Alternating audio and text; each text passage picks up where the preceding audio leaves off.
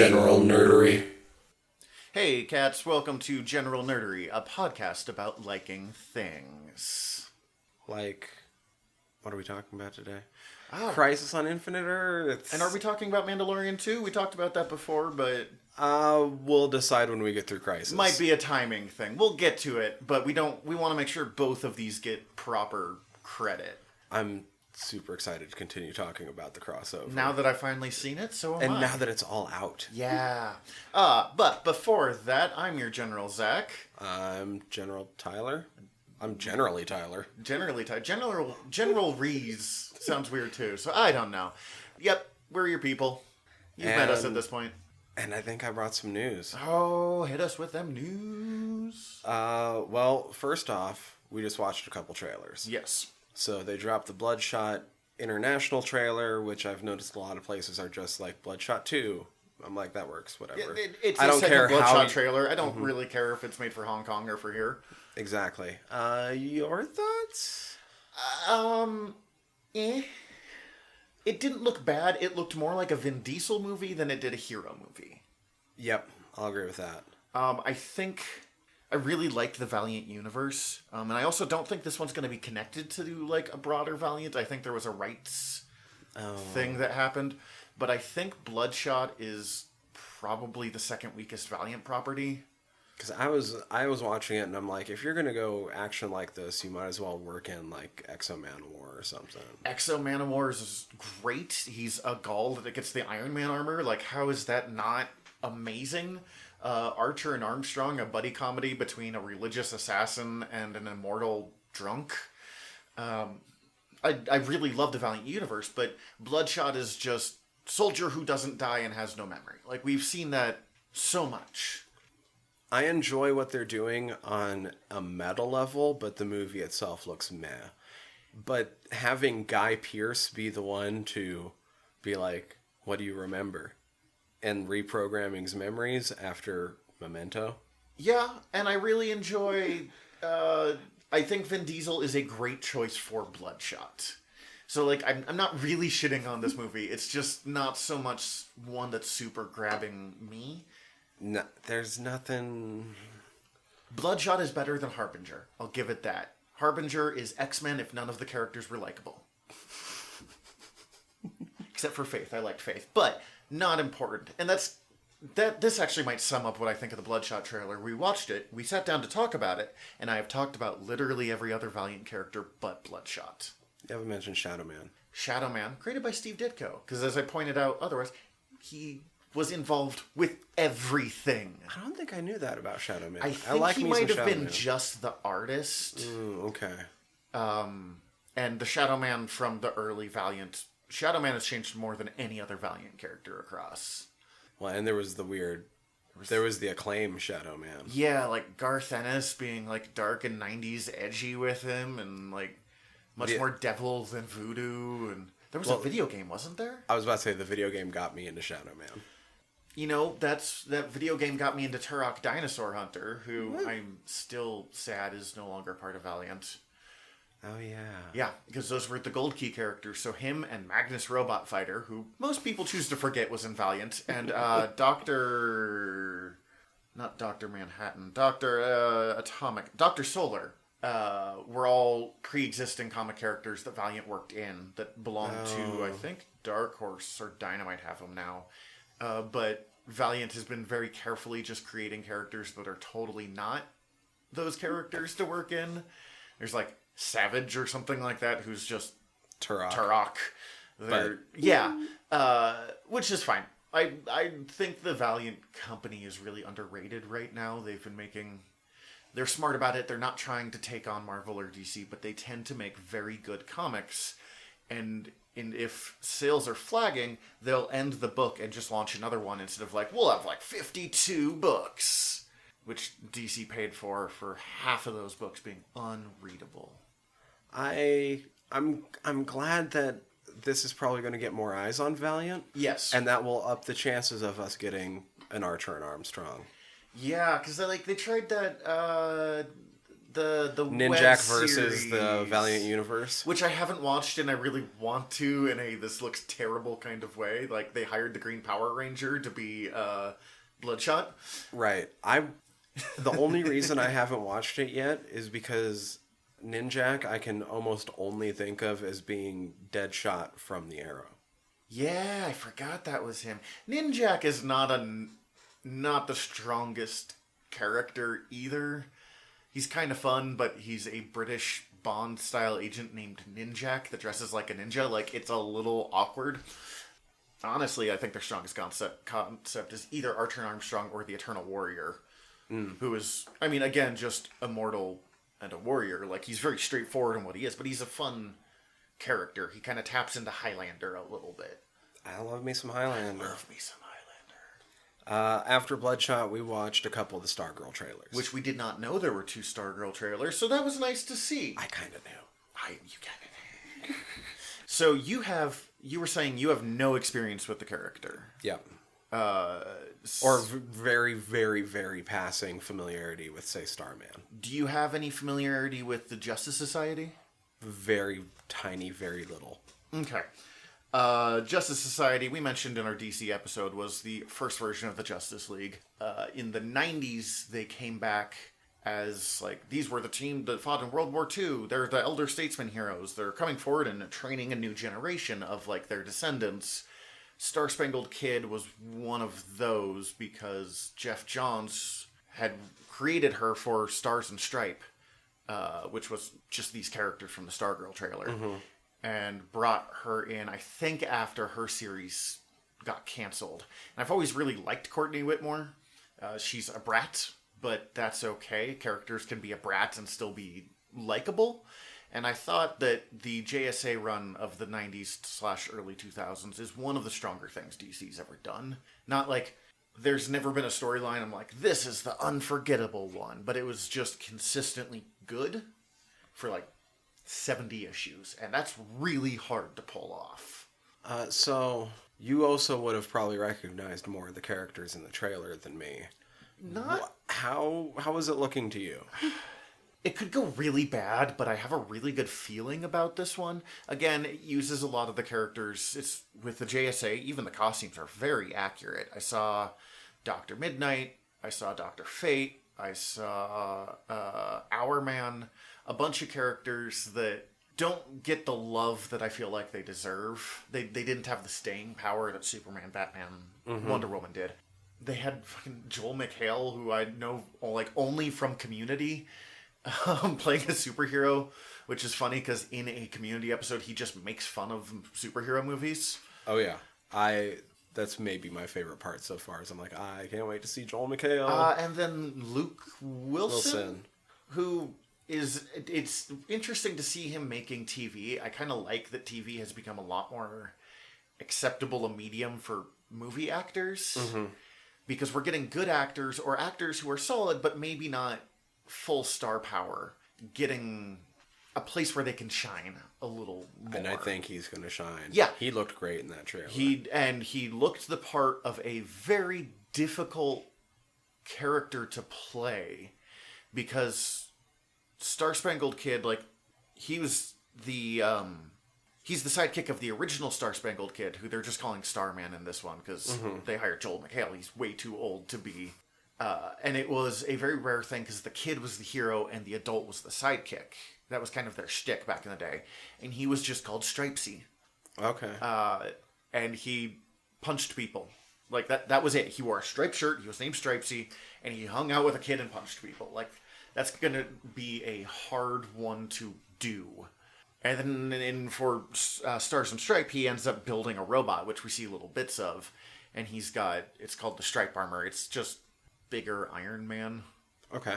Because his stepdaughter insists on being a superhero, so he's like, well, I can't stop you, so guess I'm gonna become Iron Man and punch some people. I think this series has a lot of potential for things that CW does well. I still always want to call them WB. Showing my age. Ooh, I do too. Because whether it drives me up a wall or not, they are pretty good at the drama aspects, and you can have a little bit of that and have it work a little better with a younger character than it sometimes did with Arrow, for example.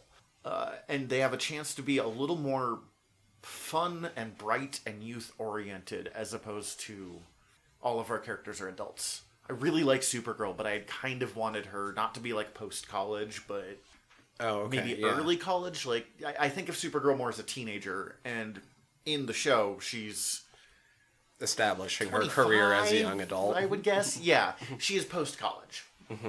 I get why they did it. I like teen superheroes, so I am excited to see a show that's really dedicating itself to a teen superhero and being comfortable doing it. And slight spoiler, but we now know they're also Earth 2. Are they? I didn't know that. Because of the end of Crisis. Oh, okay.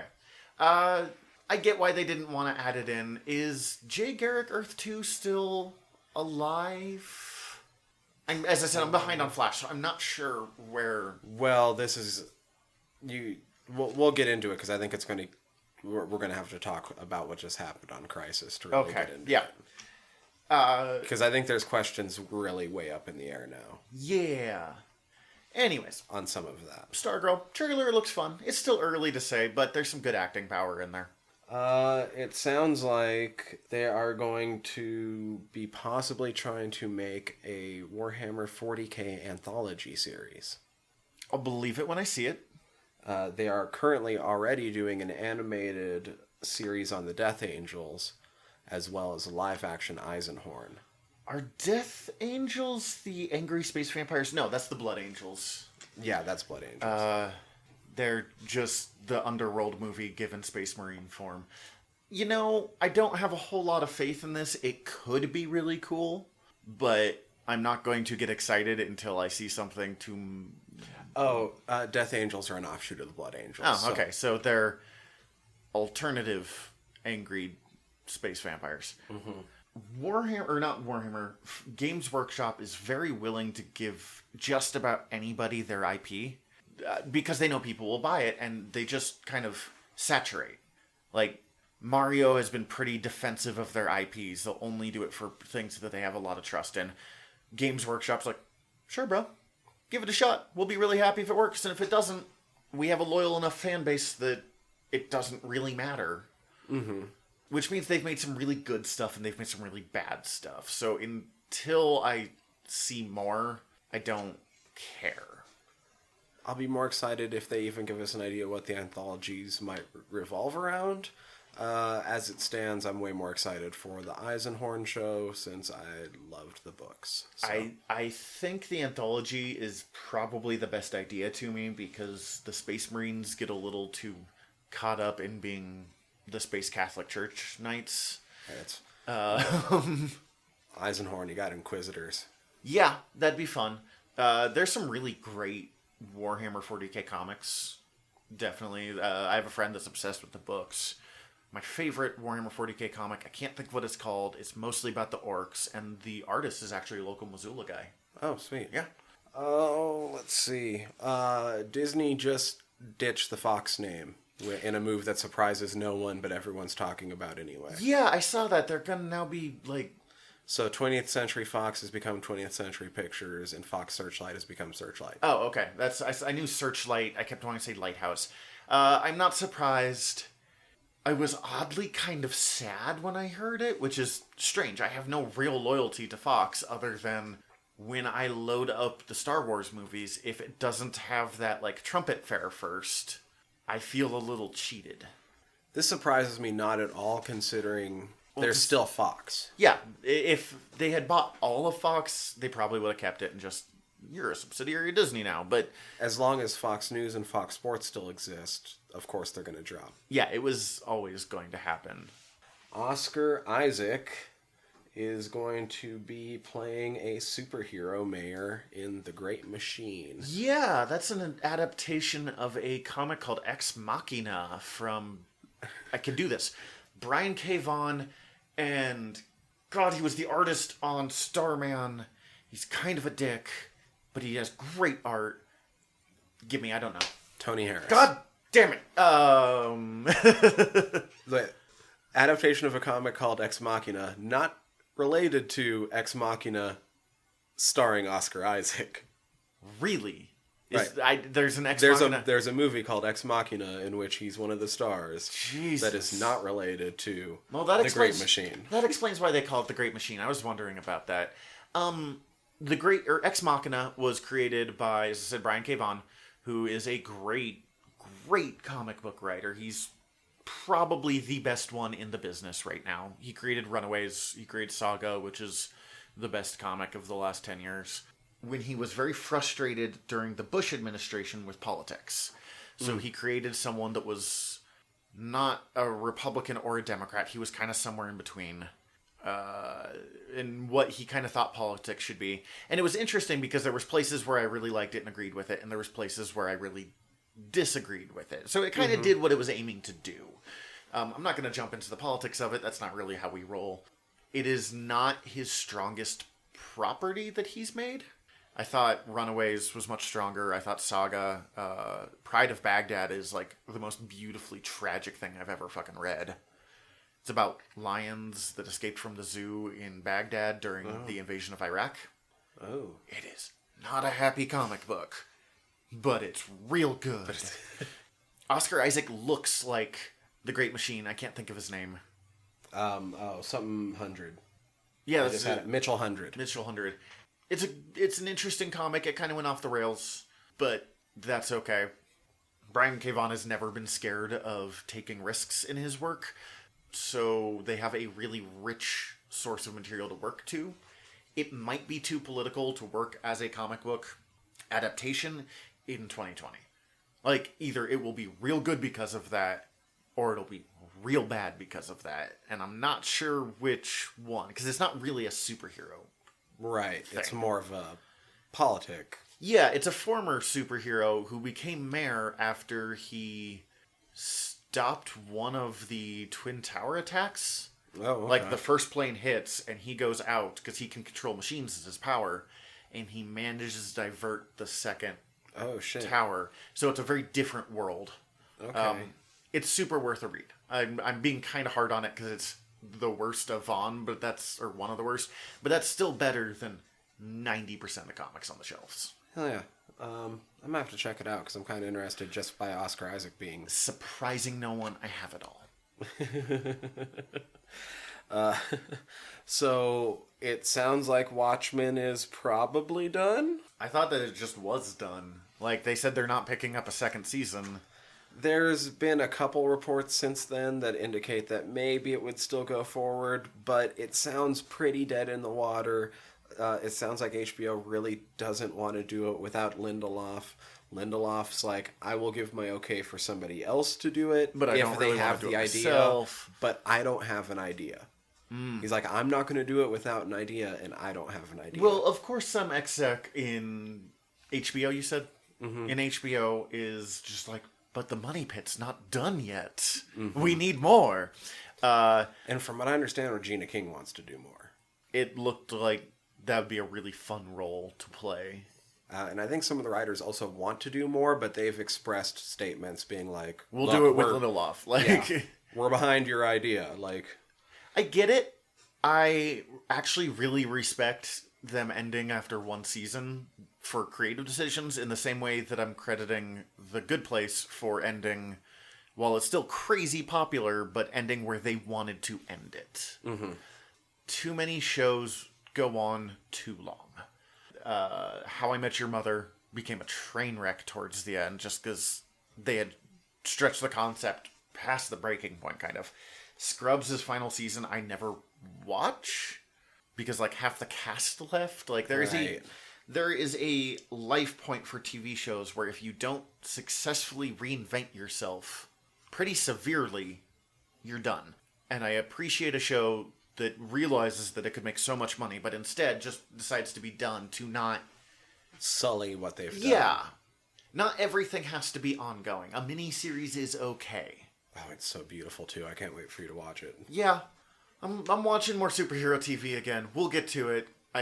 Crisis has kind of lit a fire under my butt a little bit on that one. It's more than anything, it's just a time Oh, yeah. constraint. Absolutely understand that. We got our first small look at The Watch. Yeah, this is an adaptation of... No, this is not an adaptation. This was influenced by... They were specific about this. Terry Pratchett's Discworld, and most specifically, The Night Watch. You have not read any of those books. You don't know... I've read some Discworld, but I haven't read those. No, Okay. I don't... I mean, I am trying to not be the super judgy fan, but these are currently my favorite books. I've been falling asleep listening to them lately, because I've discovered if I put in an audiobook, I'll fall asleep way faster, and I've already listened to these several times, so the fact that I fall asleep 5 minutes in doesn't matter. Right. I am very protective of these characters, and parts of this look amazing, and parts of this I am having to, just remind myself that they don't have to do faithful adaptions. The main character, Vimes, looks perfect. The background, other than a slight change in the technological level, because they look to have electricity in this, and they don't in the books, looks awesome. It looks like a great show, but some of the changes they've made are really severe. And I'm going to talk about one, and I'm going to step very carefully with it. There's a character in the books called Cheery Littlebottom, who is a dwarf, who is a woman, and in the world of Discworld, there are no female dwarfs. All dwarves, regardless of gender, are dwarfs. Okay. And Cheery talks about how you can do everything the men do as long as you only do what the men do. So Cheery expresses her rebellion by being a woman, by wearing a dress, by trying on makeup. She's still a dwarf. She still carries around a battle axe and has her beard. And when they're like, do you want to shave that off? She just looks horrified. But she is a woman. And she is never treated less in the narrative by embracing her femininity. Some of the characters do, but they're treated like the assholes that they are. And I really, really love Cheery for getting to be feminine, but still getting to be capable. Right. And having that be such a big part of her personality. It's kind of like with what we were talking about last week with Bill, where being a lesbian was a very important part of Bill's personality, but it wasn't all of Bill's personality, and she wasn't... It was just happened to be. Yeah, and she wasn't tokenized because of it, too. It's a balance. In the show, Cheery is a non-binary character, or possibly, I'm forgetting the term, but where you flip between the two. Some days you feel like fluid. a boy. Gender fluid, that's the word, I think. And I am really excited to see representation of that. I think that's amazing. And we need more, because I can't think of many non-binary characters in TV shows, or gender fluid, either one. I don't remember which one it is. I wish they hadn't done it to the character who was who being a woman was so important to who she was. There is another character in the show, or in the books, who it sounds like they're not even using, which is a tragedy, because Nobby Nobbs is hilarious, who in the later part of the series starts wearing dresses a lot. He has to go undercover as a woman for part of a book, and after that becomes very, very comfortable with... He talks about his feminine nature a lot more, and wears dresses and stuff, and was never really depicted as non-binary or gender fluid, but it would have been so easy to translate that and still use that, and use it for a little less of a laugh, but still have your other representation of a unapologetically woman. Right. It kind of feels like they felt like they had to pick one or the other. Like, you can't have too much representation in one show. Which is really disappointing. At the same time, there is, by the looks of it, more female characters than male characters in this. There is several characters of color. It looks gorgeous. It's way too early for me to be judgy, but since they've changed it so much, it's hard for me to be optimistic at the same... Or, I have very conflicting feelings. I almost wish that they just hadn't called it The Watch. If they'd been like, we're putting this police procedural dystopian fantasy world story in a place where all crimes are legal, oh man, I would have been sold. But now I'm judging it against something that it's only sort of trying to be. Right. So, I mean, but at the same time, it brings in a fan base automatically of, I'm going to watch this show. Of course. I love the Discworld. I might watch it. I'll have to see more on it. Yeah, I mean, again, it's also first images, so I am inferring a whole lot from a single picture and a single sentence. Right. And the main reason I wanted to talk about this one was just that having to choose representation thing bothers me. Like, you could have done both really easily. Yeah, I don't know enough. And, but from what you just said, it sounds like it would have been pretty simple to be like, we can have this also as part of the story. And it'll feel more natural because it's kind of already there in a way. Yeah. And also, I just really love Cheery because she's a dwarf alchemist who works as like the CSI department for a fantasy cop group who is learning how to be a woman. How is that not a character that you have so much power to play with? I'm just excited to see more Pratchett adaptations. Yeah, at the same time, as I said, I'm being real harsh on stuff, and it looks gorgeous. It looks fascinating. This one, I don't know if there's too much to say about it. The giant rumor that's been floating, I can't believe how many headlines I've seen about this stupid rumor, is apparently Taika Waititi's being offered a Star Wars. Possibly, or is in the talks for one. Here's the thing. Fucking duh. That's the thing. I'm like, I don't know why it's getting so many headlines when whether or not it was true, that was going to be the rumor anyway. Because he's worked with Disney before, had a very well-received movie with Disney before, and just got nominated for 6 Oscars. 6 Oscars? Jojo Rabbit got nodded for 6, I think. Holy shit. I'm swearing a lot today. That's awesome. It's because, let's be honest, Thor Ragnarok is probably the best reviewed movie Disney's had. Or not Disney, Marvel's had. I don't understand how big of a deal people are making of it when whether or not it was true, that was going to be the rumor. Because regardless. People are thirsty for what's happening next on Star Wars. That's true. They are thirsty for it. And you know how I know that? Because I am thirsty to know what's happening next on Star Wars. And as I said, I loved Thor Ragnarok. Jojo Rabbit's getting just rave reviews. What We Do in the Shadows isn't as well known, but is again getting very good reviews. It is real high on my watch list. I've bought it multiple times.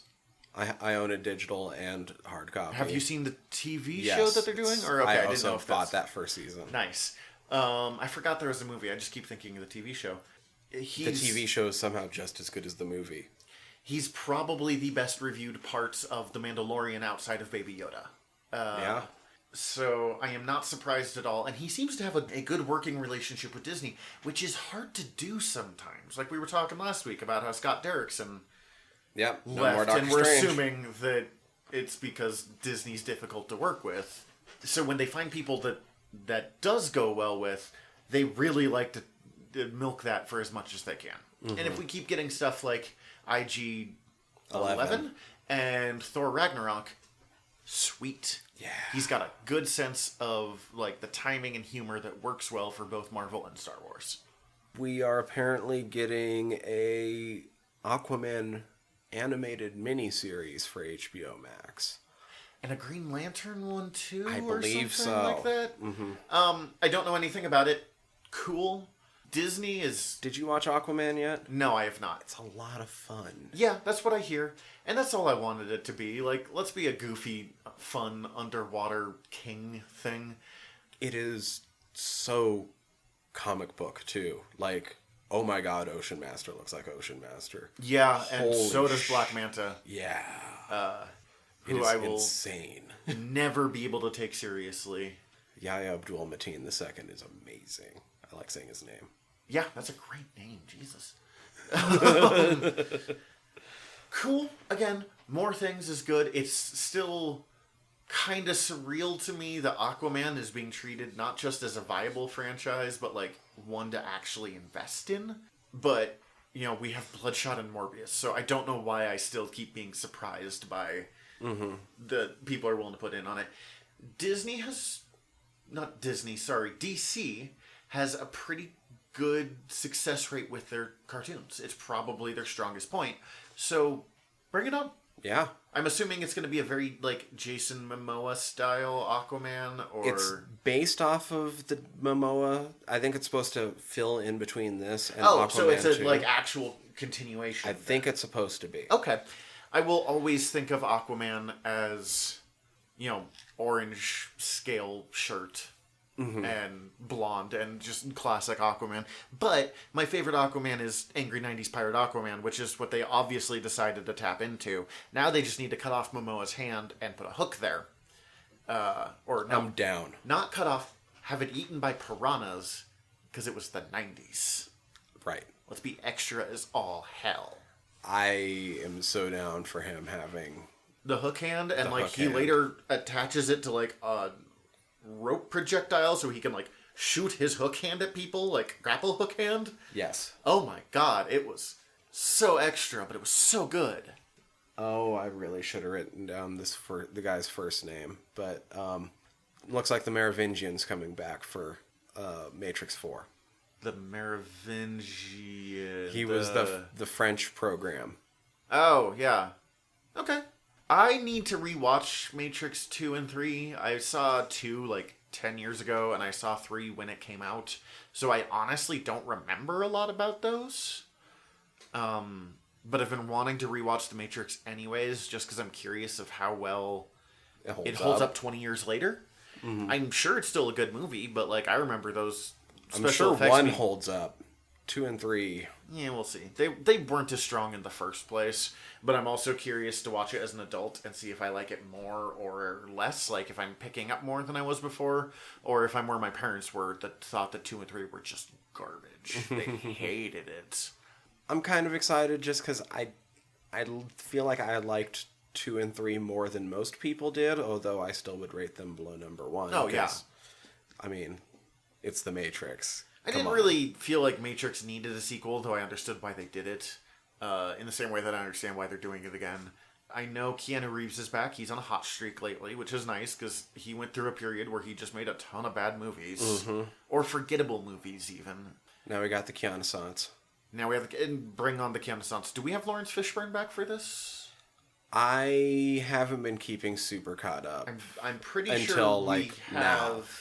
I can't think of her name. I just think Carrie of her... Ann Moss. Thank you. I keep wanting to call her Jerry Hogarth from Jessica Jones and Iron Fist. I'm excited to see how they decide to go forward with it. Let me see more before I decide how I feel. They have at least one of the Wachowski sisters. Mm-hmm. So, sweet. At least it's in the hands of some of the people. I don't know why it's only one instead of both. Of them. I don't either. I Did think the other just sort of bow out of doing things, though? Doing things at all? Or... I'm not sure. I haven't been following close enough. Yeah. But I feel like lately I've only been seeing one Wachowski name ever out there. But I don't know. I think that one of them, when they came out as trans, retired from public life for a little while to kind of figure out their own shit. But that could have been a while ago. I don't follow these super closely. I know I've seen some of their post-Matrix films. Speed Racer. God, I felt like I was having a stroke when I was watching that. I really enjoyed it. And John Goodman looked like he was having the time of his life in that movie. But damn. Who knows for how long, but Spider-Man and Wolverine will be part of the Fantastic Four for at least a little bit coming up. Cool. One of my all-time favorite Fantastic Four storylines is... Oh, that looks like Art Adams, probably. Maybe Nick Barucci for the art. Sorry, he's showing me a picture of Fantastic Four. But one of my favorite runs... Isaacs? Okay. I was wrong in both cases. Influences, though. One of my favorite Fantastic Four runs is the new Fantastic Four from Walt Simonson and Art Adams, where they think the Fantastic Four is dead, so Grey Hulk, Ghost Rider, Spider-Man, and Wolverine team up to avenge them. And it's such a goofy 90s story, but in a way that's really fun. And also Marvel announced Children of the Atom, which I probably wouldn't have been, like, I wouldn't have cared so much until I saw the cover and some of the these new characters that they're introducing are very obviously takeoffs of existing X-Men. Have you read about this series at all? I think the series is really interesting sounding. I've only read a couple little paragraphs here and there. I mean, they haven't released much. Yeah. But you got a Gambit, a Nightcrawler, a Cyclops, an Angel, And a Jean Grey. and a Jean Grey. But it's not the ones that we know. It is... The original idea is, what if the X-Men had sidekicks? And then it's basically, what if people became X-Men, but like existing X-Men? Like, I have a similar power to Scott Summers has. I'll be the next Cyclops. In the same way that Miles Morales is like the next Spider-Man. And I think this could be really interesting. And the X-Men line... This one interests me a little more than some of the X-Men books that have been coming out, because it is a little less... It looks a little less dedicated tie-in to the Dawn of X stories. Mm-hmm.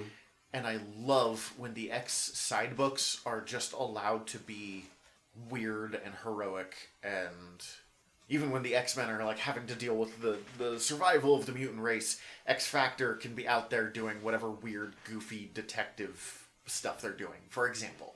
Right.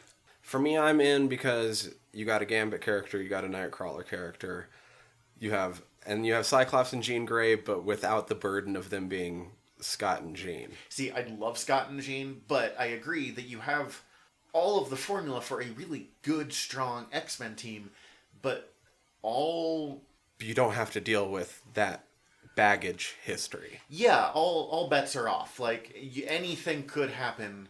Cyclops and Archangel could be a couple, or Nightcrawler and Gambit, and that's the thing. It's looking a lot more Archangel-y than Angel. Yeah, that and guy I'm does super not look down. happy.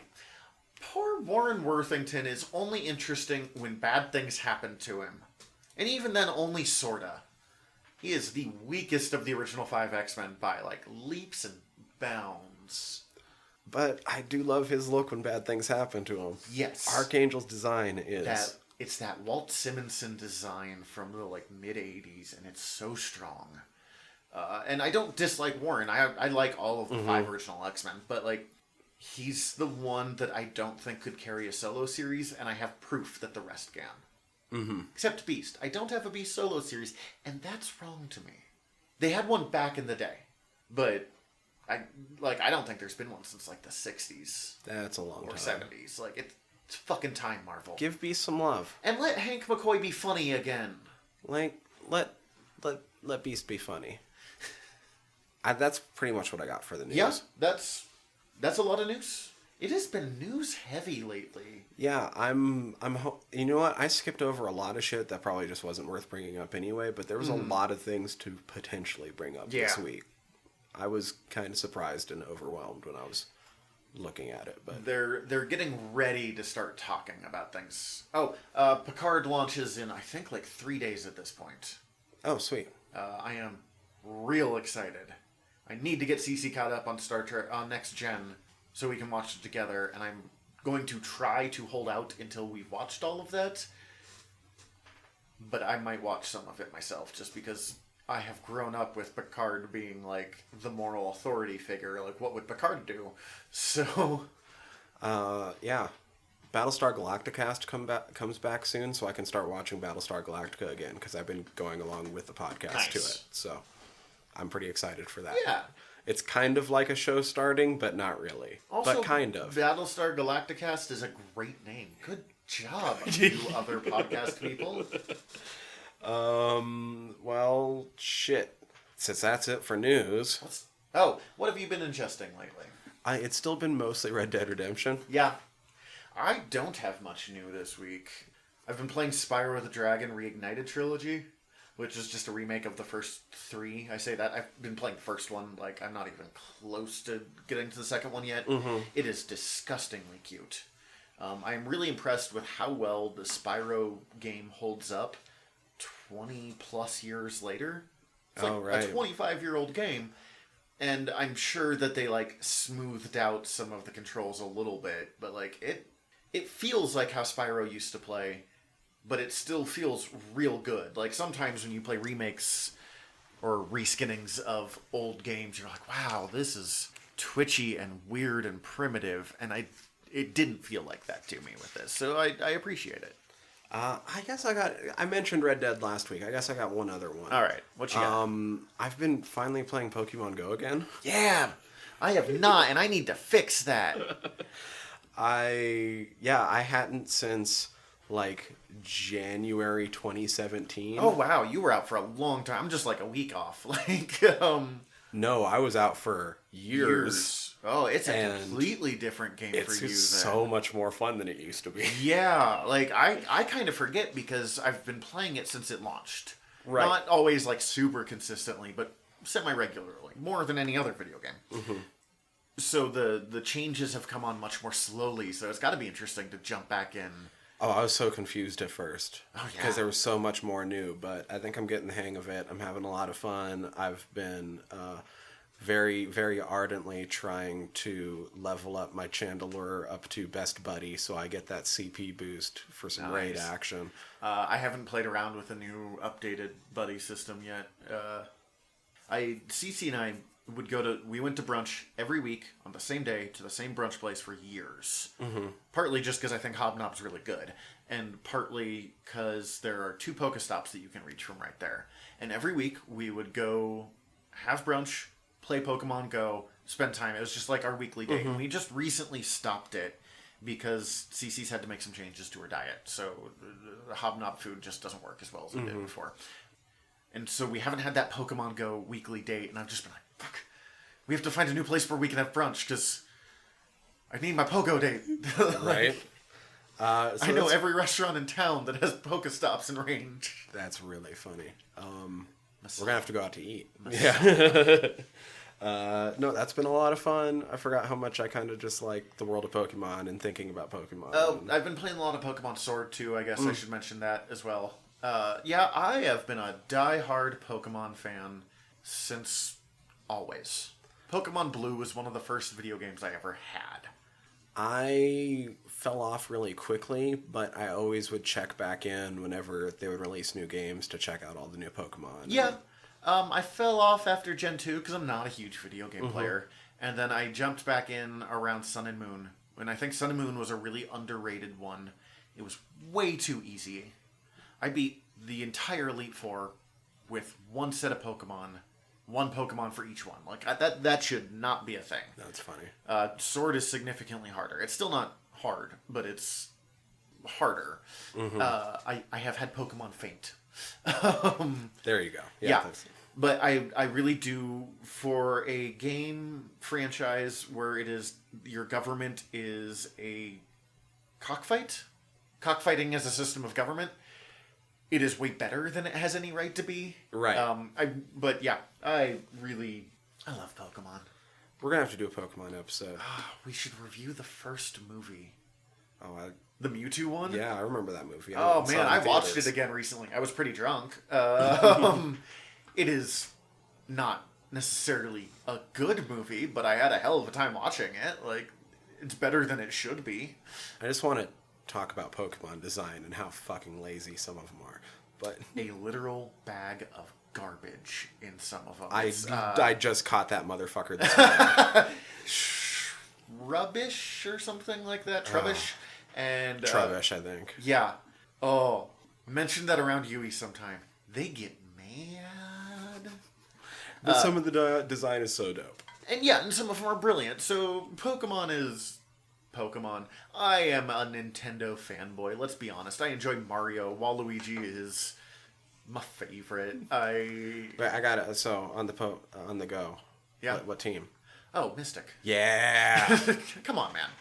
I started with when we first started playing. Cece and I played together because her phone at the time could handle it. Her favorite is Articuno, and I started with blue version. So both of us are like, well, it's gonna be Mystic. Like, I like Zapdos better as a bird, but Mystic. They're the Ravenclaw of Pokemon Go. Mystic's the way to go. Yeah. That's where it's at. Represent. Yeah. That's what I've been ingesting. That's about all I have too. Cool. Let's take a quick break and then jump in on some Crisis. Sounds good. Previously on Crisis on Infinite Earths. We talked about a comic book series that really makes no sense. I love it. It's amazing. It makes no sense. We kind of started to talk about the adaptation. But I'd only seen the first episode, so we didn't dive too deep into it. And only the first 3 of 5 were out, and we discovered that they didn't come back as soon as we had hoped. Yeah, so we're catching back up now. Yeah, I watched this Friday, I think. I sat down and watched all of them in one sitting. I have now watched it all like 3 times. Okay. I watched them individually as they came out. I rewatched the first 3 before we did the episode last time. Yeah. And then I rewatched these 2 again before this last time. Or before this time. Mm-hmm. However it all works out. Have I only seen them all twice? Maybe I've only seen them twice. You've seen them more than most people have. So as someone who has been mostly following these shows, I know you had fallen behind on Arrow. And Black Lightning. Although he doesn't pop up as much as I would have liked. Nope, but as I've only seen him a little bit, I really liked him in this. He had my favorite line in this thing, but we'll get to that. It's right at the end. But yeah, what did you think as someone who is much more up to date on the... I do wish we would have got to sort of set this up a little bit more last time by going over the first 3, because I thought they were all right, but nothing too special. Those last 2 capped it off, and this is my favorite crossover. Wow. And you've been talking about Crisis on Earth X real strong. I mean, and Elseworlds was real strong, too. Yeah. But I feel like they nailed it feeling more like a crossover this time. Rather, a couple of the episodes got a little bit like it's this show, except with some extra characters. It's always a danger with crossovers. I think it has a little bit to do... So, we're just going to bounce all around. I mostly noticed that in the Arrow episode. Which one was the Arrow episode? Episode 4. Where Ollie becomes Spectre, and they're bouncing around in the Speed Force. That definitely had a much... Oh, I figured that was going to be the Flash one. That definitely had a much darker tone. I did think in some ways it was one of the stronger episodes of the crossover. What I noticed in that one was we had a lot more of the principal cast of the show that it was based in showing up in the episode compared to the others that, like episode 2 might as well have been a Legends of Tomorrow episode with how much Legends were in it, that sort of thing. But I think it's because Arrow's been around for 8 seasons, and so their contracts are now all to the point where they have to appear in so many minutes an episode. Well, and are they just done now? They have 2 episodes left. Arrow has 2 episodes left? Okay, that's good, because if this had been the real final goodbye, like this Arrow is now done, no more episodes... I actually would have been mad for the Arrow cast. Oh, yeah. No, one of the episodes I think is going to be the backdoor pilot for Arrow and the Canaries. Makes sense. And the other one is Goodbye Show? Let Diggle have his PTSD work out? Yeah. God, Diggle was tragic in this one. He just wanted to help, and no one would let him. So, okay. So, we talked about the first episode a little bit last time, but basically, shit starts happening. They have to fight shadow demons. Ollie dies. Yeah. That's the exciting bits. Next one... It was technically the Batwoman episode. The next one was the Batwoman episode? Yes. Okay. They have to go find Batman. They have to go find Brandon Routh's Superman. Mm-hmm. Who people keep calling Kingdom Come Superman, but is only very sort of Kingdom Come Superman. Like... He's closer than any other Kingdom Come Superman we've gotten. Yes, but like in Kingdom Superman is fucking broken by that attack by the Joker on the Daily Planet. Well, in this one, he's just like, it really sucked, but I'm gonna keep on going. Like he's way less damaged than the Kingdom Come Superman. I loved him. I am not saying this is a negative. I think the other reason people are specifically saying Kingdom Come Superman, though, is because if you just say Brendan Routh Superman, you assume Superman Returns. You know what? I'm going to roll with it. I'm going to say this is the same Superman and just shit went real bad. Which is Superman Returns, so no one really cares that much anyways. He was always a really good Superman in a really boring movie. I liked it when I was a kid. And then I watched it again and went, oh no. With Lex doing another real estate scheme. Jesus Christ. Kevin Spacey playing Lex, which is really uncomfortable in retrospect. But yeah, I mean, it was... But Brandon Routh has always been a great Superman, so it was really fun. And it was fun to watch him play both roles and be comfortable in both roles, as Superman and as the Atom. And as someone who hasn't watched much Legends, I forgot how much I like their version of Ray Palmer. Oh, he's so much fun. And he's become a little bit goofier the past couple seasons, but it's he was pretty goofy pretty early on, too. And he's always been very just happy of what's going on. And I love superheroes that instead of being grim and gritty, like, they can be sad. That's great. Make your character suffer here and there. But, like, is just kind of excited at this weird-ass life that he's living and how cool it is. Mm-hmm. If you haven't been... I mean, I know you haven't been watching Legends. You got a pretty good taste of some of the Legends antics in this crossover. I really want to watch Legends now. The other thing that started around this time was I have not seen this Lex Luthor before. Oh, yeah, John Cryer Lex Luthor. And he's amazing. He's so fun, right? He's super hammy, but, like, Lex Luthor can be hammy, and that can be good. Mm-hmm. They also... Was this before or after where they go see Smallville? Are they doing that part too, or is it just the other two things I mentioned, going to meet Batman and going to... No, that was this episode as well. Okay. I didn't want to skip ahead... Because I want to talk about, like, all 4 parts of that. No, you have the beginning of the episode, which is basically a Legends episode where they end up having to hand the baby over to Mick. That was funny. And I like that... That is straight out of Legends. And I like that the voice of the ship in this one is basically just Captain Cold. Yeah. It's the same actor, and they keep calling him Leonard. I actually wrote, like, how is this just not a Legends episode instead of a Batwoman episode? And if we're talking about how... If I'm looking back to the first time I watched it, this has also had me... Some of the dialogue they were having were, hey, I promised the Legends they wouldn't have to get involved in a crossover. Yeah, I actually found it a little disconcerting how meta they were being with, like, is this what a crossover's always like in the last one? But we'll get to that. That's... For me... Just Sarah saying that made me so excited because I knew the Legends had an episode, so I'm like, oh shit, like they're gonna get brought in some way. Yeah, I Legends have been my favorite part of this, and it's the series that people have been telling me to watch the most. So this, if Crisis has done anything, it's really driven home that I need to find time for Legends and Black Lightning. I kept just getting pissed when people... Because I'm such a massive Legends fan, every time in this episode and going forward throughout Crisis, because it didn't really start till this episode, is I was pissed whenever people wouldn't listen to Sarah. Yeah, she's really the leader.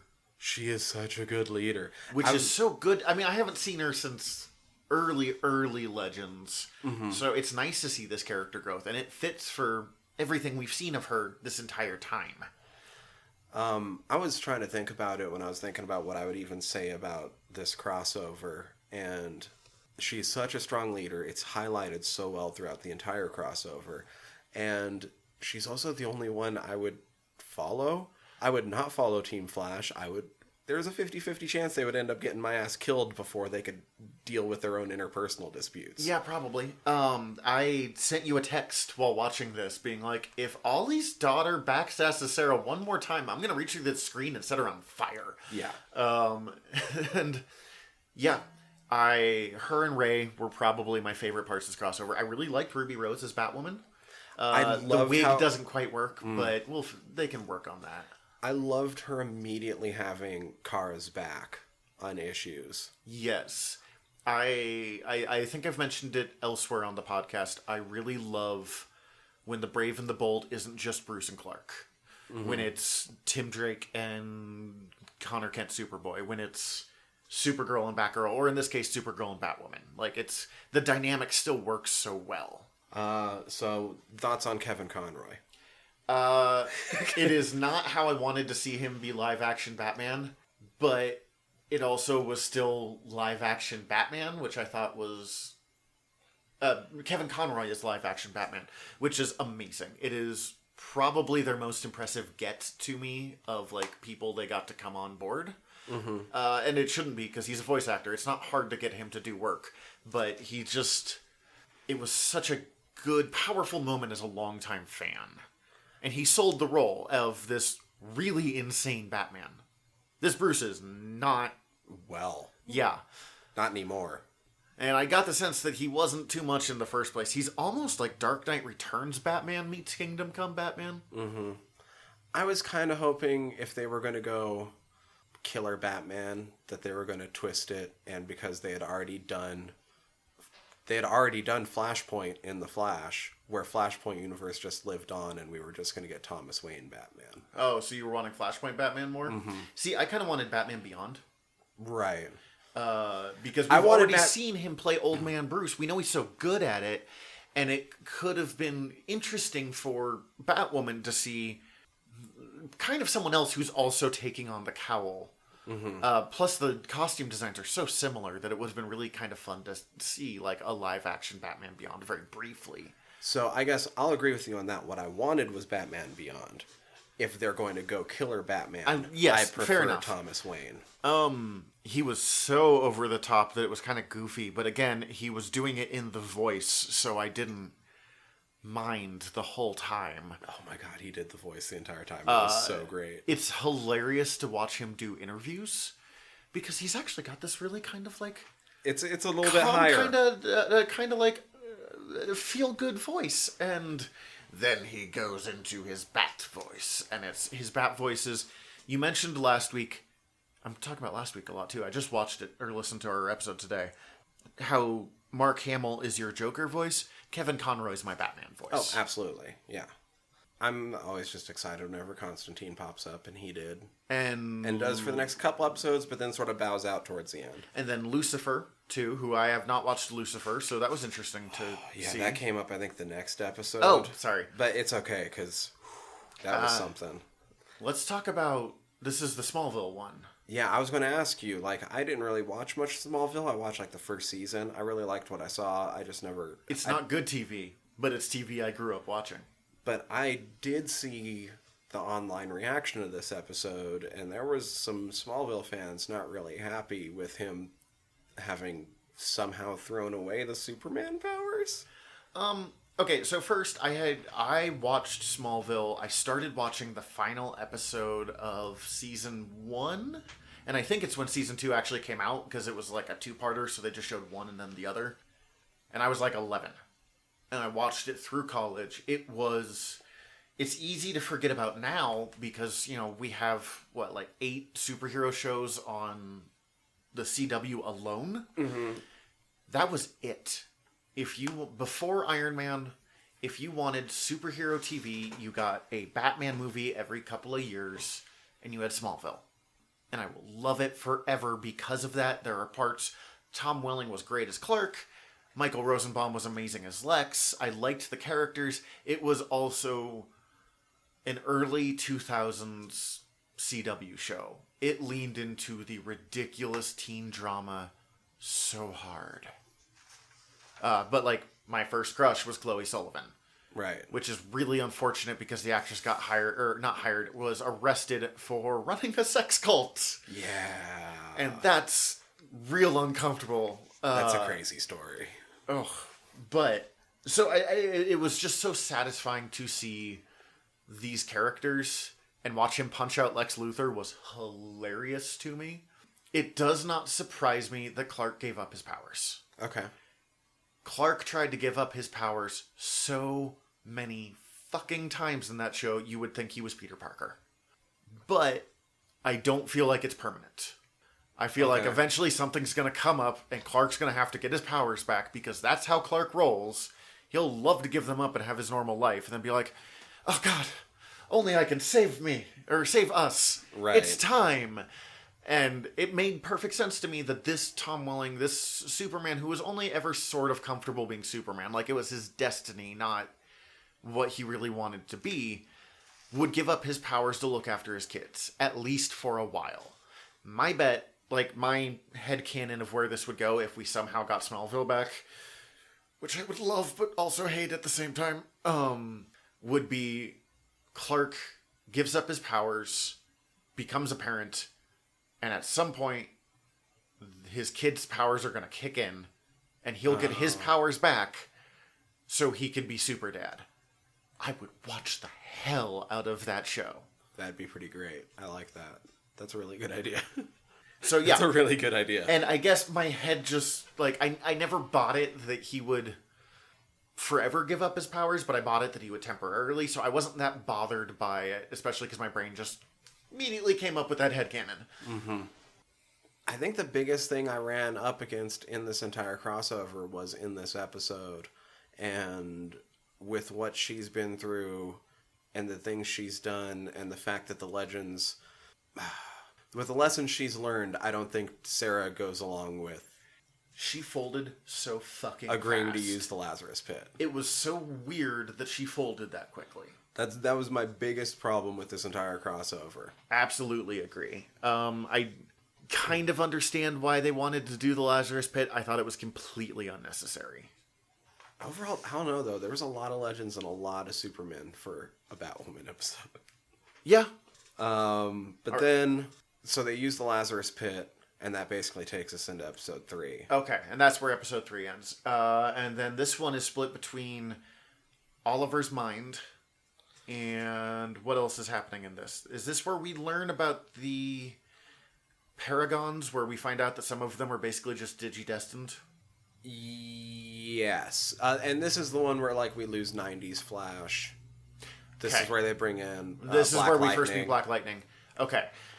This is where they start with Birds of Prey universe getting taken out by the... That was really satisfying as someone who also watched that show and then watched it a second time and went, oh no, this show is terrible. This one is technically a Flash episode. Did I already say that? I forgot if you had, so perfect. This is where we get Lucifer. Okay. We have Lucifer. That's interesting. Don't have much to say there. I haven't watched it, but I have listened to him on a podcast, and he is charming. Just his voice is charming. I've heard that he is insanely charming in the show. He was super charming. He was super flirty with all of them, which is perfect.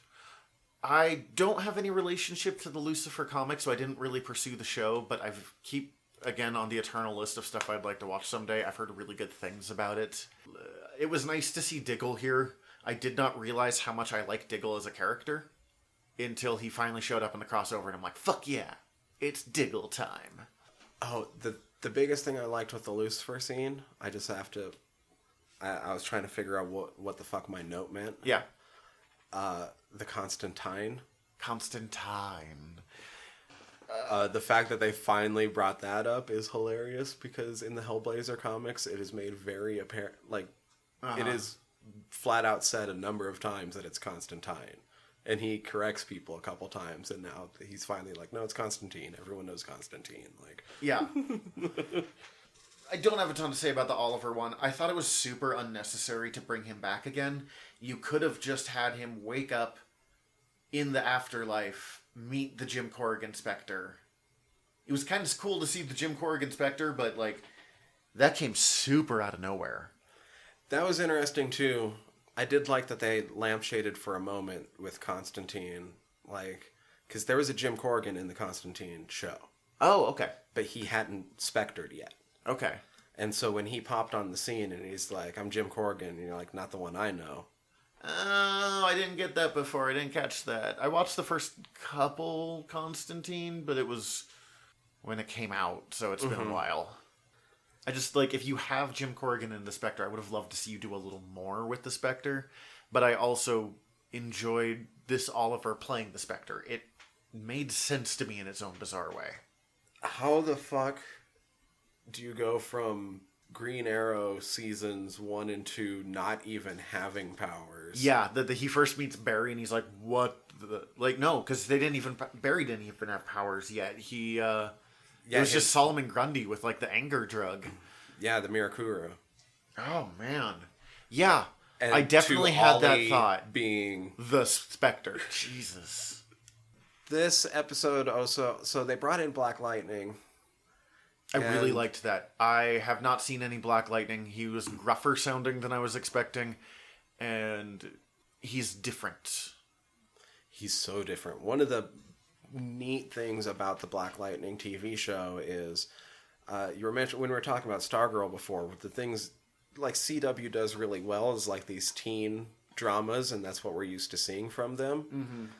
He was a superhero and he gave it up, and he has a family. Yeah. And he's had to come back to it, and his family's a super big part of it. And that's why the worst bit of this episode is the fact that he got all of 20 seconds to grieve for his family. Not even having seen the episode, it was very believable that this guy was just like, I need to fucking protect my kids. Oh my god, my kids are dead. Fuck, I don't know what to do. It felt very, and I was willing to accept it, that I kind of felt like he was in shock. I mean, yeah, there's no way or that all of these characters aren't in shock. So they just all kind of go to business, and I found that, I enjoyed that. I feel like if his family was wiped out in one fell swoop, from what I've seen of Black Lightning, and I haven't been keeping up on it, so maybe his character has grown a little bit, but I feel like he would have lashed out a lot more. Okay.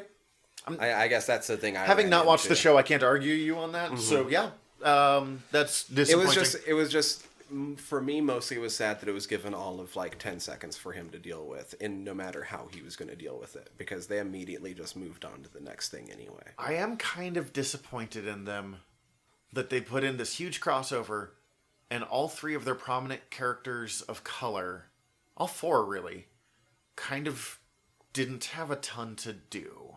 Because Cisco has a very brief scene, and it's good, but there's not much there.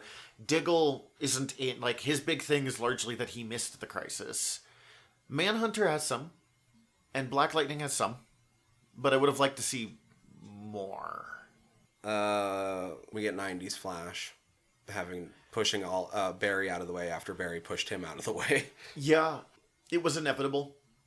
I liked it. It was fun. It was a good way of doing the Flash died without the Flash dying. I haven't seen Elseworlds. It was a good way to get around the Flash dying. That old school Flash costume definitely shows its age. Yeah. The like red felt, basically, that I'm like, God, that looks uncomfortable to run in. Like, I really like it though, and I like how they used the old footage to send them out. I did too. It made me actually want to watch that show because I've never seen the original Flash TV show. Fucking Lex Luthor. Yeah, he's so hammy. And when I remember I saw that that's who they had picked to be Lex Luthor, being like, can this guy pull it off? Like, I've only ever... Ducky? Yeah, like, really? That's where Lenny Luthor? Oh god, I forgot he was Lenny Luthor. And the guy from... Because wasn't he in, like... 2.5 Men? 2.5 Men, yeah. Mm-hmm. Which is not a show I cared for, but, like, I had seen an episode or two with him with that. But he plays it really well. Like, he gets to play up his comedy role still, while not... I groaned a little bit at the fact that he just wrote Lex into the page from the Book of Destiny, though. It was perfect, and at the same time, I was like, really? He bordered on the edge of too much at all times, but I still really enjoyed the role. He's going to be like my third Lex Luthor. The Lex Luthor from Smallville was awesome. Rosenbaum? Michael Rosenbaum. And I will always be, just because I grew up watching these, to be honest with you, Clancy Brown as Lex Luthor from Superman the Animated Series and Justice League. Because he was... I love Clancy Brown's voice. Yeah. And I'm just realizing that a lot of this comes from having watched those growing up. So those are the iconic voices that connect. But damn, those Bruce Timm shows were good. Like, they all... The reason they connected so well. I would have loved to see Clancy Brown somewhere in this. I know Paul Dini was on it. Was Tim also on Tiny Toon Adventures?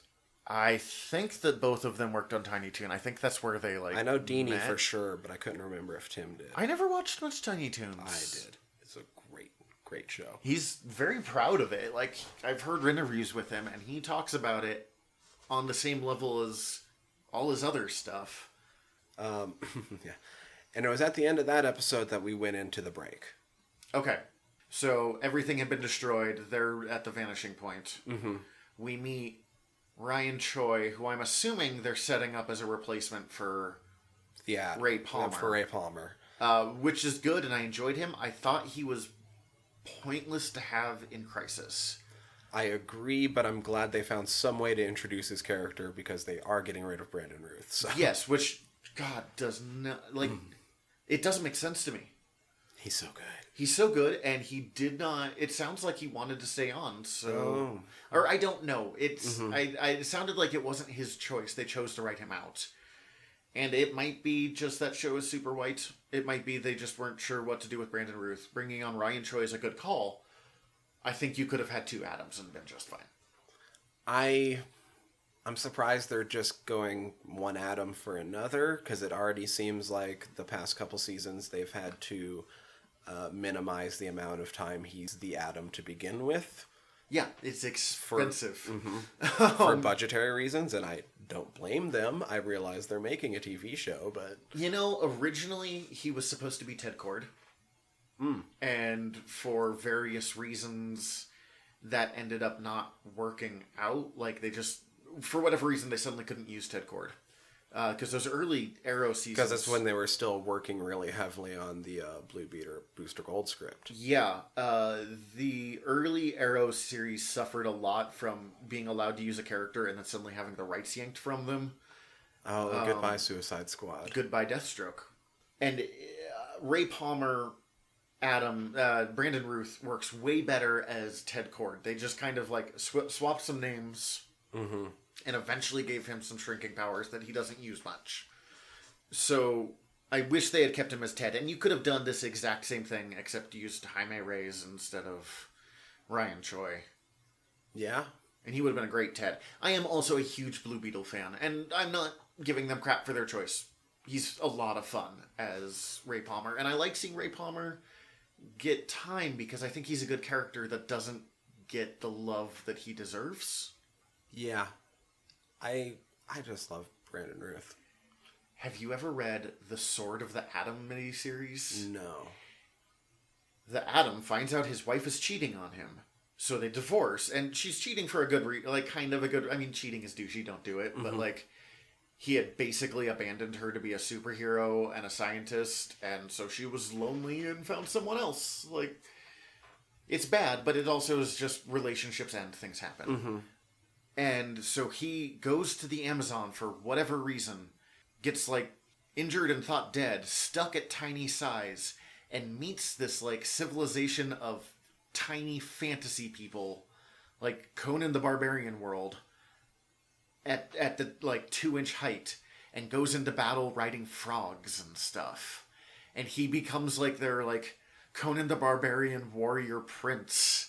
That's amazing. Marries the princess and is like, I will rule this land now. And it's so weird, and it is my favorite Atom story of all time. It's actually just really good, too.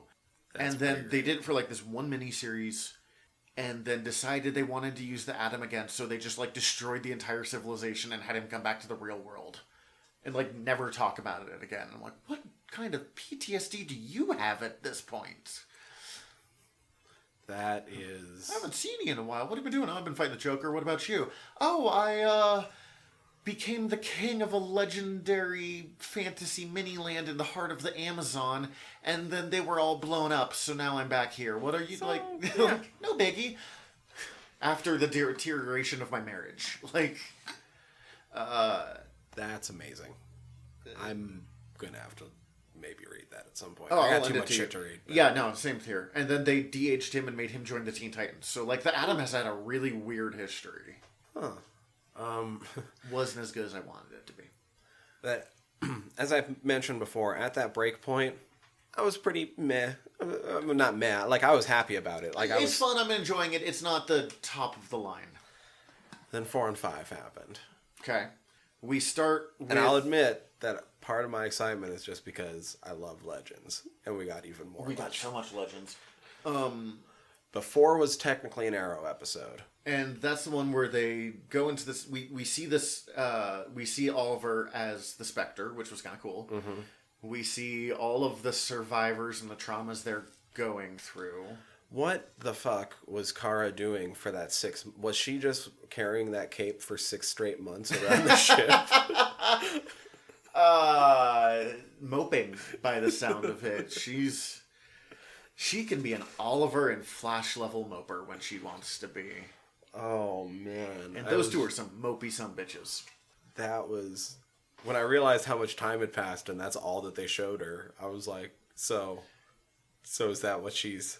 Everything I see of Kara lately, and maybe it's just because she watched her entire Earth get destroyed and her mother killed and stuff, but she is just PTSD, baby, throughout all of this. And I get it. She has a lot going down, and all of it is bad. We find out that it was Marnovu instead of Krona, like it was in the comics, which makes sense. Remind me who Oh, right. Marnovu is the Monitor. Mm-hmm. Yeah, it simplifies a lot of things, and it was...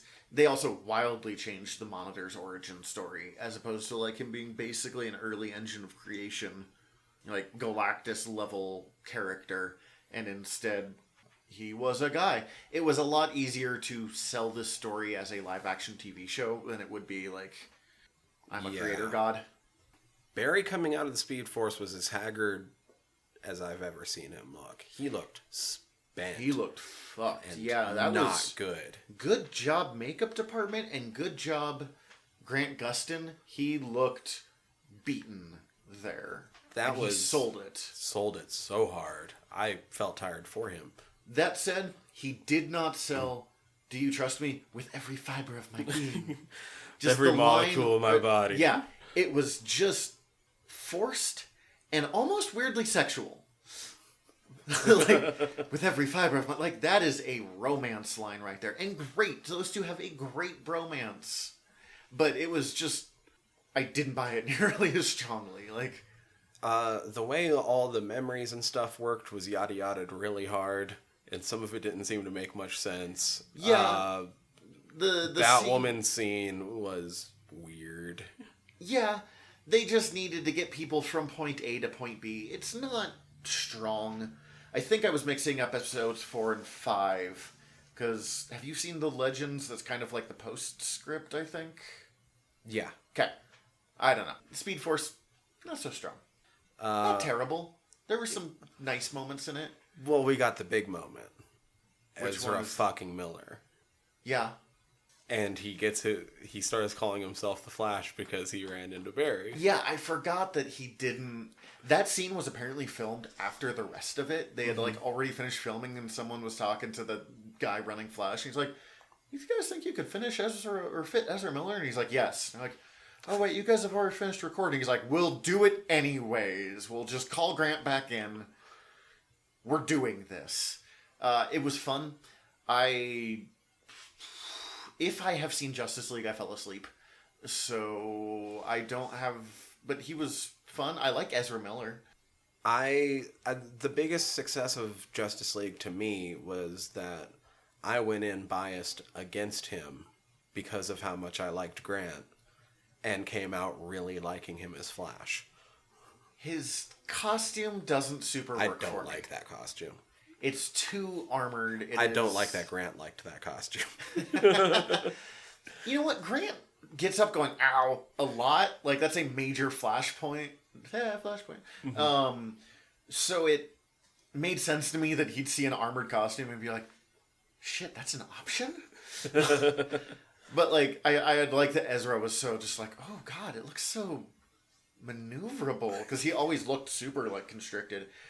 Him talking about, I told Vic that this was a thing, was kind of fun. I think it's a mistake that they have kind of erased Cyborg's time in the Titans. He can be a member of the Justice League now. That's great. I love Kid Sidekick makes good. He's been pretty great in Doom Patrol. Yeah, he doesn't have to be a Titan. He's really nice to have, having been a Titan. Like, I think that they add the Titans add to Cyborg. Cyborg adds the Titans in a way that is, both of them suffer by not having him there. But I do like the Flash Vic friendship. I think a lot of I hear a lot, we're going to make these two characters the new Blue Beetle and Booster Gold. And a lot of times it doesn't work, but I kind of believe it with those two. They're both nerd jocks. And nerd jocks get along. I kind of love this sort of running joke throughout it all that everyone's kind of disappointed by the name of the Anti-Monitor. Yeah. Are we really stuck to that name? That doesn't even sound like a real name. That's not a thing. Monitor is a really goofy name, and I've had to have a long time to come to kind of appreciate it. It's still weak. I kind of liked the fact that even though Ryan won and got through to the Monitor, that in the infinitude of the universe, there's always a Marnovu that's a fucking dick. And it didn't matter at all. It kind of made me wonder why they bothered with it, but it also fit that classic Crisis trope of every time they think they're doing something, they're like, nope, you still lost. There's so much losing in Crisis. But then that next fight was goofy, but it somehow worked for me. This is where they were still fighting the Shadow Demons. Yeah. I have one gripe about that. Ryan just swinging his fist Ryan wildly. just punching out Shadow. That's how much the Shadow Demons suck. This completely untrained, unpowered nerd, and I say nerd as a nerd, is just punching Shadow Demons out of existence. That is like, someone throws a pebble at them, they're gonna die at this point. And then they Care Bear stare the universe back into existence. Yeah, they do. They really heavily... You say Care Bear, I'm going with the Digidestined from Digimon. The power of heart! The power of... They made Captain Planet, and Captain Planet was the universe. Yeah. That's exactly what happened. But I also... I got it. It didn't break sense. it for me. Superheroes can do that shit and have it work. It doesn't work as well in live action. But whatever. They came close. It didn't hurt. What I really liked about that, though, was then you have Ollie dying. Again. Which Ollie's death didn't hit me as hard as I thought it would. But what I really liked about that was having Sarah there as one of the focal points. Sarah there was good. Flash was good too. But, they needed Sarah at least because, again, I really feel like if Oliver had died, Diggle would have been there. Mm-hmm. And that bothered me. Although it will be interesting to watch Arrow and watch Diggle have to deal with the fact that he wasn't there, because that's going to break him. But Sarah was there when the boat wrecked. Sarah was there when Green Arrow was born, basically. So it makes sense. And then Flash was kind of there when this universe was really born. Yeah. Because he started the crossovers, he made it possible. No, it made sense that those two were there. I wish Diggle had been there. I just really like Diggle. I like saying the name Diggle. Named after Andy Diggle, who wrote Green Arrow Year One, which is a great Green Arrow story. But then the universe is back, and we still have an episode to go. Yep. And it's Legends. Yep. And might have been my favorite for the most part. You will have no emotional connection to Beebo. Nope, but I saw that everyone else did, and even without... I was still able, not knowing anything about Beebo, to recognize that it was a kid's thing in this world, and that it mattered to other people. They successfully transferred that'd be like me watching, Sesame Street and seeing a giant Big Bird attack and being like, how dare you? They gave the real quick rundown in the episode, but the Legends had to Voltron it, basically, into Beebo, and it was amazing. I need to watch Legends. I'm just going to skip the first season, I think. So Lex got the Nobel Prize, and now I'm super wondering what all the effects we're going to run into across all the shows are going to be. I noticed they didn't tell Lex about this, which is smart. I don't for a second think that Lex is actually going to be a good guy.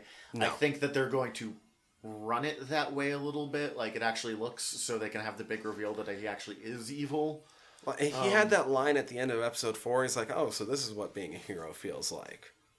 And I'm like, he might even try to run with it for a tiny bit, but in the end, he's going to Lex. Yeah, I don't, as I said, I don't think Lex remembers being it, but he might try being a hero. They've done it a couple of times.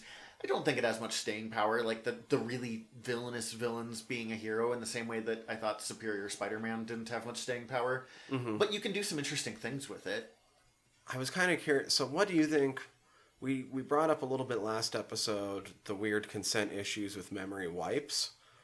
What about weird Martian memory restorations? I feel like it would have been way better if he had been like, hey, I'm gonna do a thing, but he just kind of like pops up and slaps him across the face, and suddenly they remember, like, slow down, John. These are your friends. Marv. Marv? Marv Wolfman. Yes, that was so sweet. He had the time of his life. I told you about this at the store. I read him talking about doing this, and he's like super nervous, and he's like, oh, I can never remember lines anyways for anything in public speaking, so oh my god, like, I thought they were just gonna have me in a behind-the-scenes cameo, and instead I'm like an important part of this story. And he apparently quoted his lines, practiced his lines for weeks, and didn't get it right once. And he got on set, and he's like, oh, I'm so sorry, I'm so worried. And they're like, just get the idea across, and you'll be fine. Like, put it in your own words. And then he's like, and I recited the word lines picture perfect. It was a lot of fun. I love behind-the-scenes cameos like that. Yeah, that was amazing. I got super happy seeing him, just being like, oh my god, and look how happy he looks. I'm sure that's not hard for him to do, because look what they're bringing to life. And I'm pretty sure they called it like Perez Wharf or Perez Square or something that. I know they referenced other comic creators. I want to say it's Perez because George Perez it was Get Down to Perez Pier or something like that. And George Perez was the artist, and he wasn't able to be on.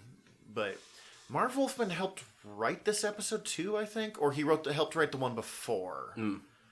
Because he was super touched that they're like, not only are like, we're going to remake Crisis, because he's always been proud of Crisis, but they wanted him to be involved. And that you could, if you follow him on Facebook, which I highly recommend, he is just so touched that people care about the stuff that he makes.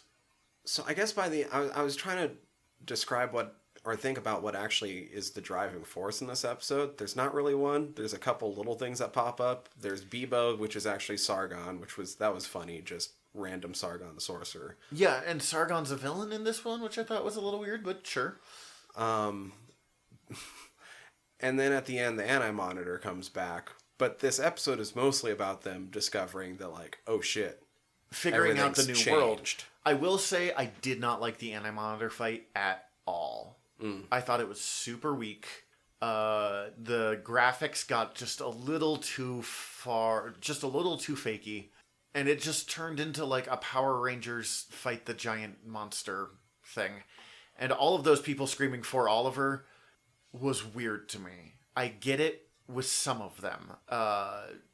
Again, Diggle, Sarah, Flash, totally. But like some of these people barely knew who Oliver was.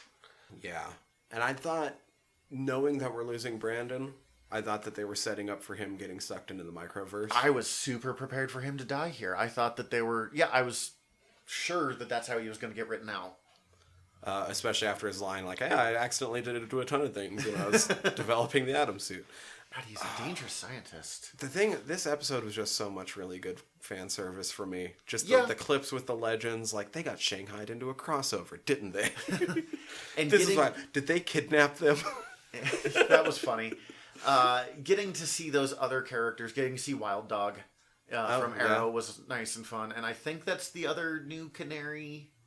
Yep. That's right when I started falling off the show is when she came on. So I'm not really super up to date on everything there. Dinah Drake? Good. They used an actual Black Canary name then. I think. I know that I watched a little bit with her, but it's some of the more fuzzy stuff. Yeah, it's fine. But really, the heart of this one was just dealing with how everyone responded to this, and the fact that Earth 1 and Earth Supergirl and Black Lightning's world are now all the same Earth. And at first, Earth Prime. And at first, it sounds like all of the Earths got merged into this one, but then afterwards, they show other Earths. Stargirl is Earth 2.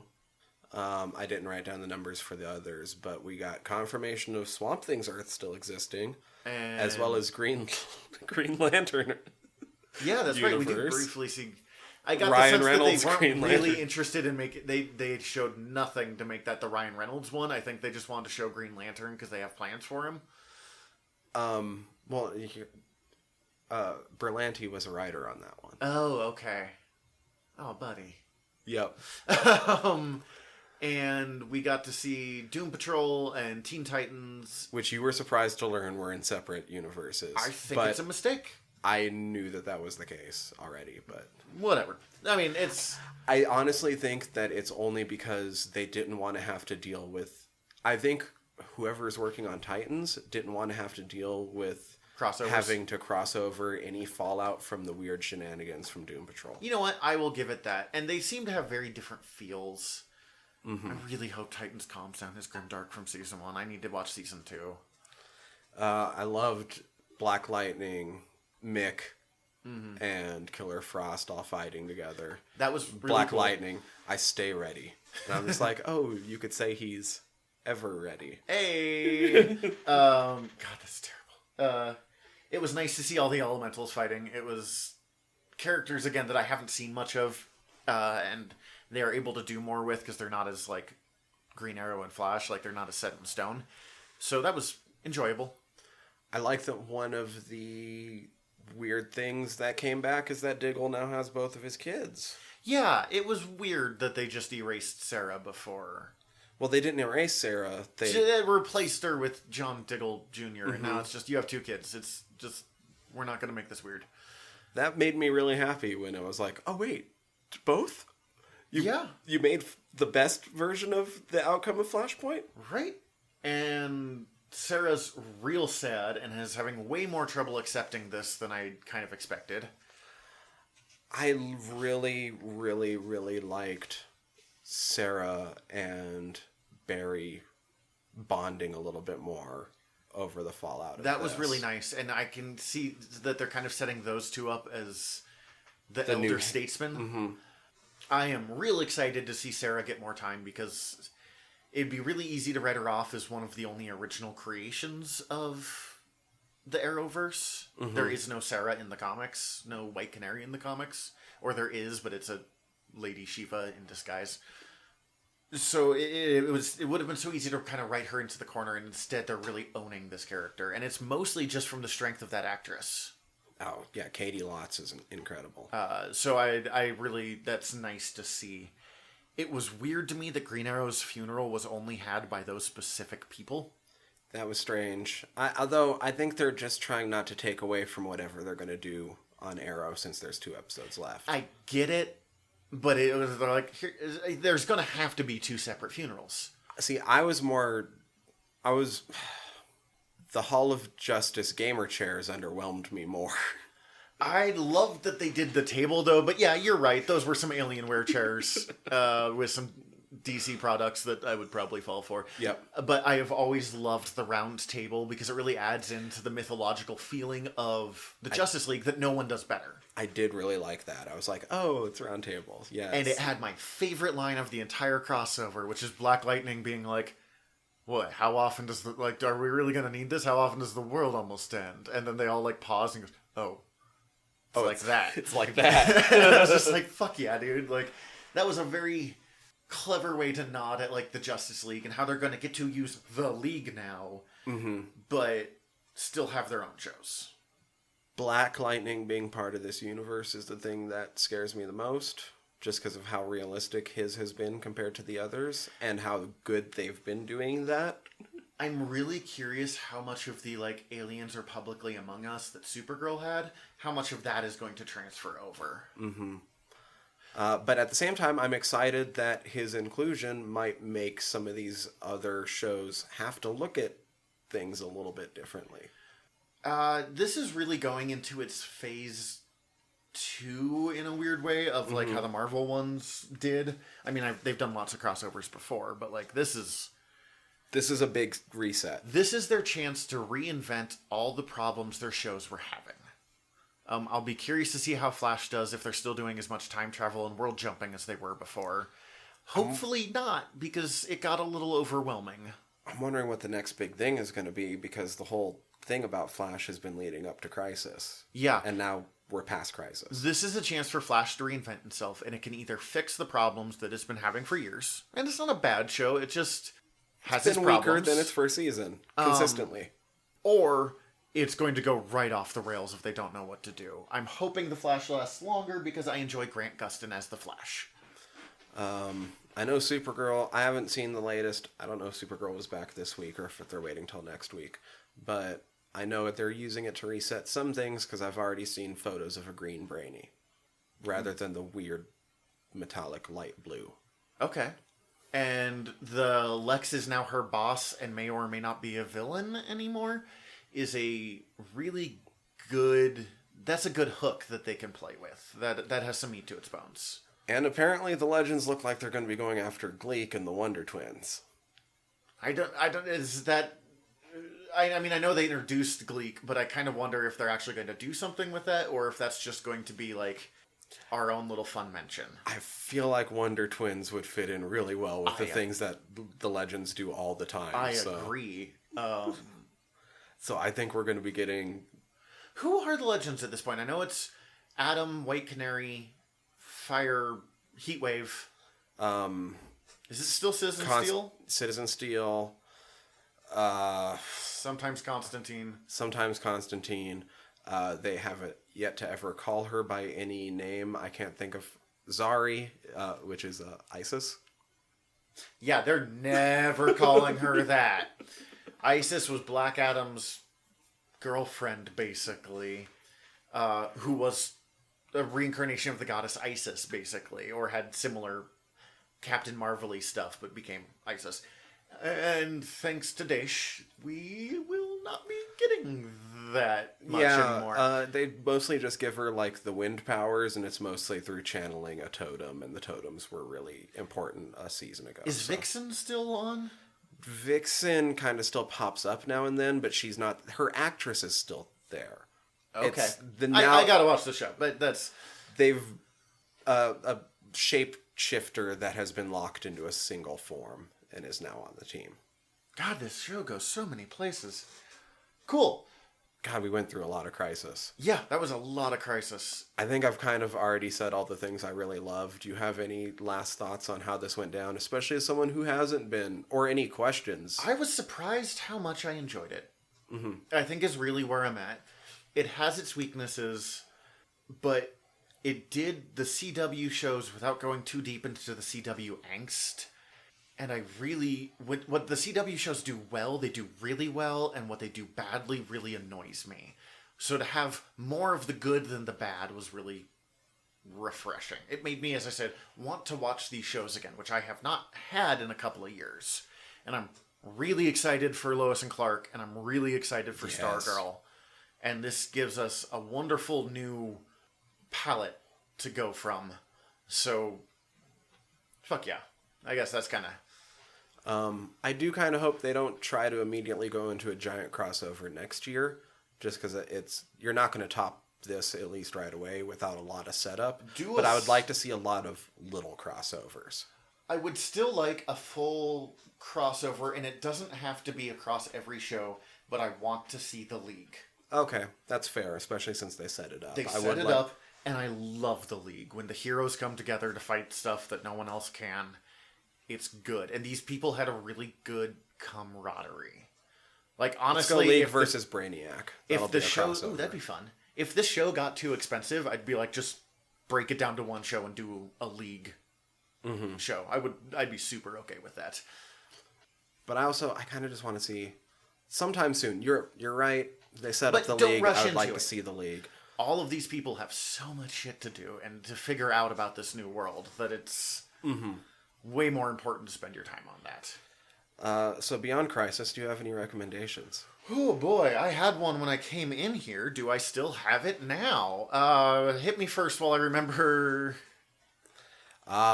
So for my recommendation... That's cheating. I've got one. Okay. Your recommendation. My recommendation. We're just going to jump back and forth because neither of us was prepared for this. I'm going to go with Ralph Bakshi's Wizards. Oh, okay. It came out in right around the same time as Star Wars because Mark Hamill was in both. And it was originally going to be called Star Wizards. And like the trade George Lucas made to let Mark Hamill be in this is to change it to just Wizards. So the Star Wars and Wizards wouldn't be like too close to competing. It is a post-apocalyptic fairy tale examination of World War II. Okay. That sounds. Have you ever seen this? Like, No. it starts with the apocalypse happens. A bunch of bombs go off. Most of humanity dies. Those that don't are mutated into monsters. And then fairy and elves come back, and like there's these two wizards that are immortal brothers. It's such an over the top story, and one of them is good and one of them is evil. And the evil one escapes and finds a bunch of old like recordings of Hitler and recreates the German Wehrmacht, basically. Okay. And they have to form this small party to like go Fellowship of the Ring style, stop Black Wolf is his name instead of Sauron. Okay. And it is insane and it's ridiculous. And I'm gonna look into this. Ralph Bakshi did like Fritz the Cat and I think the first Hobbit movie and one of the Spider-Man shows. Like he's a great weird person. Animator. And he did this the style of animation for a lot of the background where it would be he'd actually record like people on horseback and then just like draw over it. It's a very specific kind of animation. It's unlike almost any other kind of animation I can think of seeing. Awesome. I don't know if it's actually good because I grew up watching it, but I love it. I can give it that. Midway through, I thought of something. Of and course. By the end of it, I'm sorry, I got excited there. it's okay. I feel like this is a little bit of a cop-out considering what we just got done talking about this episode. But Yeah? Legends of Tomorrow is starting back up. I highly recommend it. It fits. We've been talking about Legends. Watch Legends. Whenever Watch Wizards. those seasons come on for the past 4 seasons, what season are they going into? Since season 1 anyway. Season 1 is meh. But season 2 on, every week that it comes on is an extra reason for me to smile during the week. You know what? They have so much fun. They do. Take what you can get. You heard me say earlier that they Voltron into a giant cuddly plush toy. Yeah, kind of looks like a Furby with legs. Like, Yeah, it's a blue and purple spotted teddy bear named Beebo that's kind of a Furby. yeah. And they kung fu a time demon to death with that. God, I love comic books so much. And it all makes sense by the time you get there. And they balance a giant cast in a wonderful way that most shows can't do. And have just so much fun with the medium that they're playing in with very, very few missteps. So Perfect. Yeah, that's I think all we got today. If you enjoy us or just listening to me say a lot like I'm doing today, you can like and subscribe, and please like and subscribe. Leave us reviews. I still say the first hate mail we get, I'm going to read on the air. oh man, leave us a hate. Don't leave us. Don't leave us a hate mail. But on some bizarre level, my brain's like, you'll have made it when you've got some hate mail. That's true.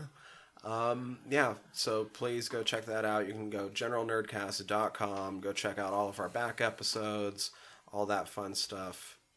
Up at the top, you can follow the links because we are part of the Earworm Podcast Network.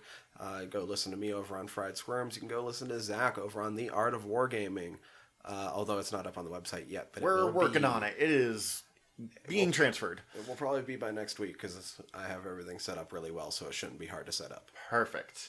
Yeah, if you should follow all of us, you should follow us on social media. We're on Facebook, we're on Twitter, kind of. We're on Instagram in theory. We're working on that. Either way, you'll probably hear this in the future anyway. We're probably there by now. Yeah. Maybe. You find us on Instagram. We appreciate you. Contact us through the website. You can hit us up, generalnerderypodcast@gmail.com. That's all I have. All I'm right. Tyler. I'm Zach. Dismissed.